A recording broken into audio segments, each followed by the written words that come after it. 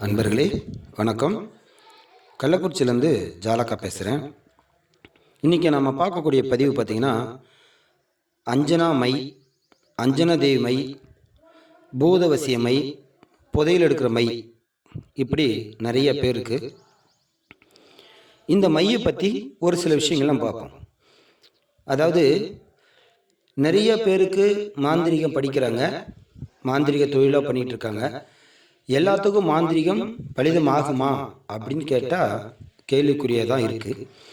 சரி, இந்த மாந்திரிக தொழில் இருக்கிறவங்களுக்கு சரியான ஒரு குரு கிடைக்காமலும் வழிகாட்டி இல்லாமலும் நிறைய கஷ்டப்படுறாங்க. அதை முன்னிட்டு தான் இந்த மாதிரி பதிவுகள் நான் கொடுக்குறேன். இந்த மை செய்ய என்னென்ன பொருள் தேவை அப்படின்னு பார்ப்போம். கரு ஊமத்தை, அந்த கரு ஊமத்தை தெரியும். ஊமத்தை செடி பார்த்திங்கன்னா கருப்பாக இருக்கும், அது உள்ள விதையும் அப்படி தான் இருக்கும். கரு ஊமத்தை செடியோட வேறு, கீழா நல்லி வேறு, குப்பை மேனி, பேய் தும்பட்டி வேறு, ஒற்றை பரமட்டை. அதாவது ஒற்றை பரமட்டைனா தெரியும், தெரியாதவங்க கொஞ்சம் அது சம்மந்தமாக தேடுதலாக இருங்க. ஏன்னா குருவினுடைய உபதேசம் இல்லாமல் எந்த விஷயத்தையும் வெளிப்படையாக சொல்லக்கூடாது. இருந்தாலும் ஒற்றை பரமட்டை வேறு, தொட்டால்வாடி வேறு, இவைகளை முறையாக காப்பு கட்டி எடுக்கணும். காப்பு கட்டுறதை பற்றி உங்களுக்கு தெரியும். அமாவாசை, பௌர்ணமி, பூச நட்சத்திரத்தில் நம்ம காப்பு கட்டி எடுக்கலாம்.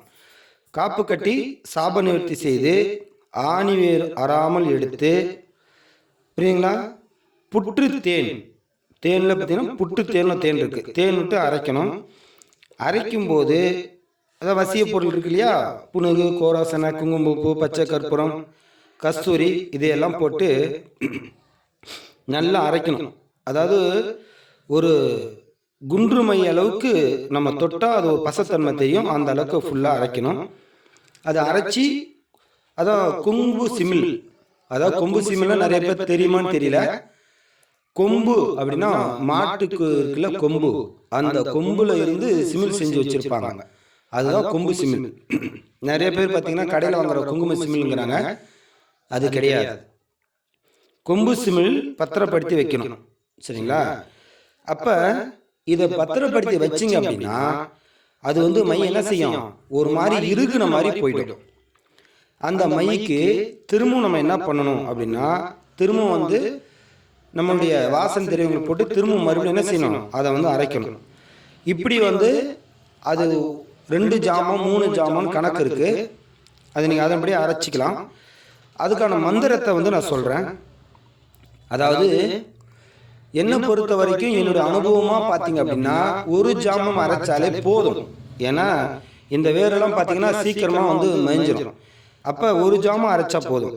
இதுக்கான மந்திரம் ஓம் ஐம் ஹ்ரீம் ஹீம் அஞ்சனா தேவி பகவதி மகாமாய க்ளீம் ஷௌம் ஐம் சர்வகாரியம் கதைய கதைய திரிலோக வர்த்தினி மமவசம் குரு குரு ஸ்வாகா.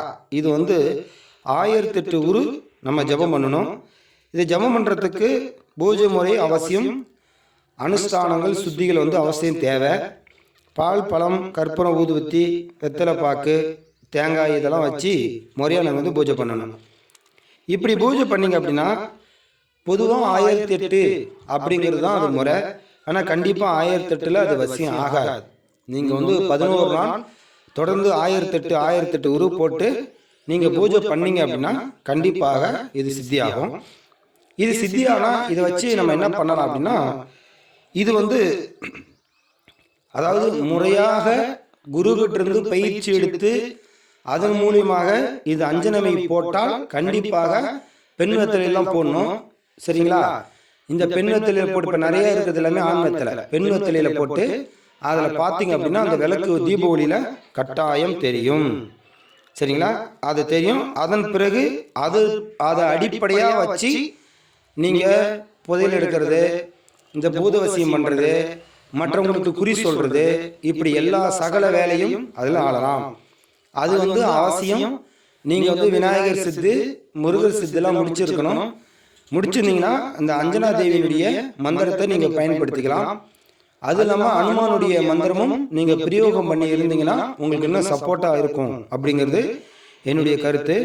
ஸோ இந்த மெத்தேடு வந்து பார்த்தீங்கன்னா நான் வந்து அனுபவித்தேன் அப்படிங்கிறது ஒரு பக்கமாக இருந்தாலும், இது சில கொல்லிமலைநாதர் அப்படின்னு சொல்லி அந்த கொல்லிமலை ரகசியம் என்னும் புக்கில் இது வந்து முறையாக போட்டிருக்காங்க.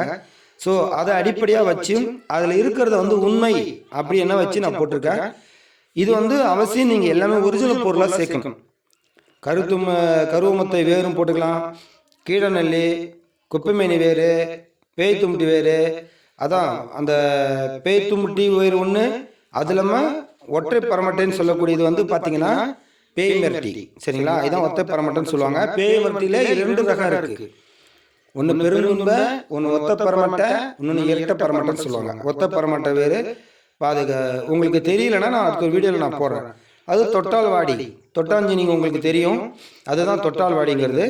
இதெல்லாம் முறையாக நீங்கள் காப்பு கட்டி சாப நிறுத்தி செஞ்சு மோதிரவர்கள் படாமல் ஆணிநீர் ஆறாமல் எடுத்து இதை மையாக்கி அது கூட வாசல் இதெல்லாம் சேர்த்து அரைச்சி நீங்கள் செஞ்சீங்கன்னா கண்டிப்பாக உங்களுக்கு வந்து அஞ்சனா தேவியுடைய மை வேலை செய்யும். இதை வச்சு சகலமும் நீங்கள் ஆளலாம். சகலமானவருக்கு நீங்கள் குறி சொல்லலாம். சகல தெய்வங்கள் உங்களுக்கு வசியமாகும். தொடர்ந்து நம்ம யூடியூப் சேனல் பார்த்துட்டு என்னுடைய சேனல் மற்ற நபர்களுக்கு ஷேர் பண்ணுங்க. மற்றவங்களும் தெரிஞ்சுட்டும். நன்றி, வணக்கம். ஜெய் ஜாலகா தேவி நமக.